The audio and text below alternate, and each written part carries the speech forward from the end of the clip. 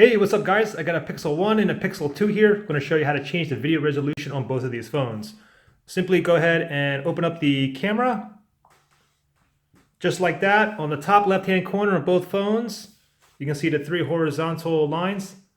Tap on those, go down to where it says settings, and now we can go down to video right here, and you can see the back and the front, same here, back and front. So click on the back if you want to change the video resolution there. You can see right there. Change it to 4K 1080p or 720, both on the Pixel 1 and Pixel 2.